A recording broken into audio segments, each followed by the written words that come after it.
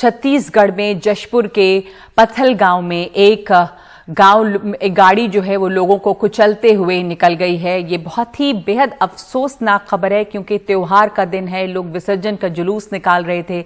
ये जो तस्वीरें आप देख रहे हैं ये बहुत ही दर्दनाक तस्वीरें हैं और विचलित कर सकती हैं, इसलिए बहुत साफ ये तस्वीरें हम आपको नहीं दिखाना चाहते। देखिए, विसर्जन जुलूस के दौरान गाड़ी जो एक है वो 100 से 120 की स्पीड पर जा रही थी और लोगों को कुचलते हुए इतनी तेज रफ्तार ये गाड़ी निकल गई। इस हादसे में 4 लोगों की मौत हो गई है और कई लोग इसमें जख्मी हैं। और ये जिस गाड़ी ने लोगों को कुचला है, जिन लोगों को कुचला है, वो एक विसर्जन जुलूस में शामिल थे और इस जुलूस के दौरान बेहद तेज रफ्तार गाड़ी आई, 100 से 120 की स्पीड पे गाड़ी आई और लोगों को कुचलती हुई निकल गई है।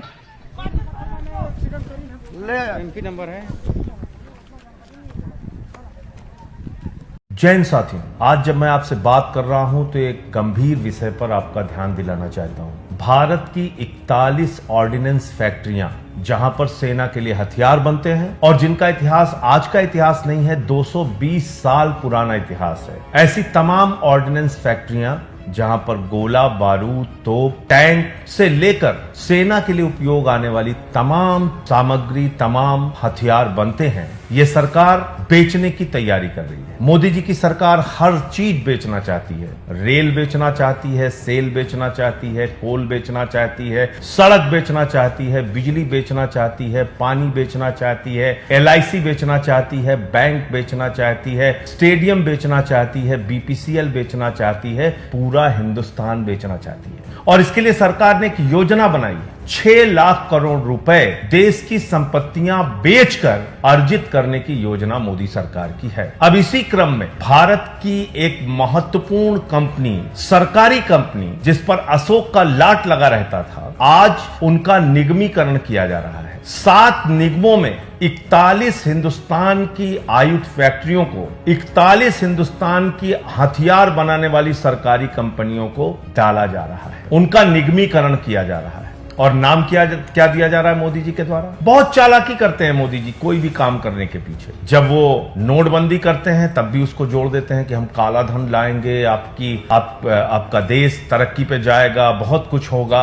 जब वो देश के अंदर जब GST का बिल लाए थे, आपको याद होगा, तब उन्होंने कहा था आधी रात को आपको आजादी देने जा रहे हैं। और जब इन सरकारी हथियार बनाने वाली कंपनियों को निगमों में विभाजित करने जा रहे हैं तो नाम दे रहे हैं कि हम राष्ट्र को समर्पित करने जा रहे हैं। यह बड़ी हास्यास्पद बात है। जो कंपनियां 62 में, 65 में, 71 में, 99 में, कारगिल युद्ध के समय में, हर मुसीबत के समय में देश की सेना के साथ खड़ी रही, जो हथियार बनाने वाली कंपनियों ने समय समय पर देश की सेना को युद्ध के दौरान, जंग के दौरान जरूरत के सारे हथियार मुहैया कराए, गोला हो, बारूद हो, टैंक हो, हथियार हो, सब कुछ उपलब्ध कराया। आज उन कंपनियों को कहा जा रहा है कि हम राष्ट्र को समर्पित करने जा रहे हैं। जैसा मालूम पड़ रहा है कि मोदी जी ने इसको कल बनाया और कल ही उसको समर्पित करने जा रहे हैं। ये अपने आप में एक मजाक है। किसी भी चीज के आगे राष्ट्र लगा दो, राष्ट्र को समर्पित लगा दो और उसका फिर व्यापारीकरण करो, निगमीकरण करो, उसको बेचने की तैयारी करो,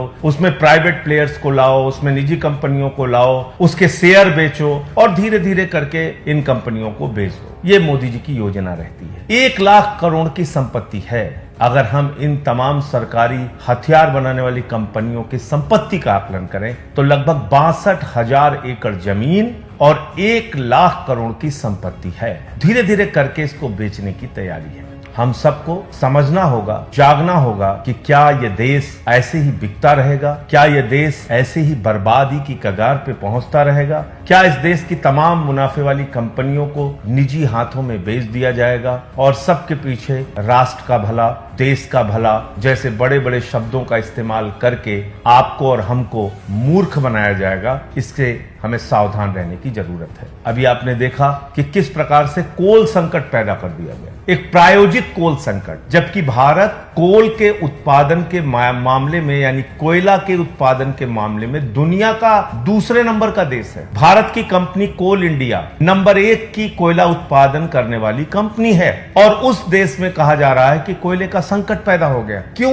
क्योंकि चंद निजी कंपनियों से बिजली खरीदनी है। 5 रुपए यूनिट बिजली, 2 रुपए, 3 रुपए यूनिट बिजली जो राज्य सरकारों को मिल जाती थी, जब ये कोयले संकट का एक हंगामा खड़ा किया गया, एक प्रायोजित कोयला संकट जब सरकार के द्वारा, मोदी सरकार के द्वारा पैदा किया गया, उस वक्त 20-20 रुपए यूनिट राज्य सरकारों को बिजली खरीदनी पड़ रही है। ये पैसा किसके जेब से जा रहा है, किसकी जेब काटी जा रही है, किसके ऊपर इसका भार पड़ेगा? हमारे और आपके ऊपर, आम जनता के ऊपर। कोयलरी का सिस्टम जान लीजिए, कोल माइंस का सिस्टम जान लीजिए, तमाम उन खादानों का जरा नियम और व्यवस्था जान लीजिए। थर्मल पावर प्लांट को, यानी कि कोयले से जहां पर बिजली का उत्पादन होता है, उन तमाम कंपनियों को खादानों से सीधे कोयला जाता है और यह पहले से तय होता है कि प्रतिदिन कितना कोयला जाएगा, कितनी महीने की जरूरत है। तो एक दिन में कोयला संकट पैदा हो जाएगा, इसका तो सवाल ही नहीं खड़ा होता। कोरोना के समय में इंडस्ट्रीज तमाम बंद थी, तमाम उद्योग धंधे ठप पड़े हुए थे। उस दौरान कोयले का उत्पादन चल रहा था, तो जो कोयले का उत्पादन हो रहा था उसका उपयोग नहीं हो रहा था, तो वो पहले से ही स्टॉक में है। कोयले का उत्पादन पिछले साल की तुलना में इस साल बढ़ा है, बावजूद इसके कोयला संकट क्यों पैदा किया जाता है? क्योंकि निजी कंपनियों से, मोदी जी की चहेती कंपनियों से बिजली महंगे दामों पे खरीदकर उनको हजारों करोड़ का फायदा पहुंचाना है। इसके साथ साथ कोयले का संकट बताया जाएगा तो फिर औने पौने दामों में पर्यावरण के नियमों को ताक पर रखकर नए कोल ब्लॉक्स, यानी कि नए कोयला खदानें चंद पूंजीपतियों को दी जाएंगी। अडानी को, अपने मित्रों को मोदी जी कोयले की खदान देंगे। इसी तरह की योजना इनकी भविष्य की है। तो हमको, आपको ये सोचना होगा कि क्या हथियार बनाने वाली, सेना को हथियार देने वाली इन फैक्ट्रियों को अगर निजी हाथों में दिया गया, प्राइवेट हाथों में दिया गया, युद्ध के समय में कोई भी विदेशी ताकत, कोई भी हमारा दुश्मन देश, वो सरकार की चिंता किए बगैर इन निजी कंपनियों को मैनेज कर सकता है, इन निजी कंपनियों को अपने साथ मिला सकता है। और आप कल्पना कीजिए कि उस वक्त देश की सुरक्षा के साथ कितना बड़ा खिलवाड़ होगा,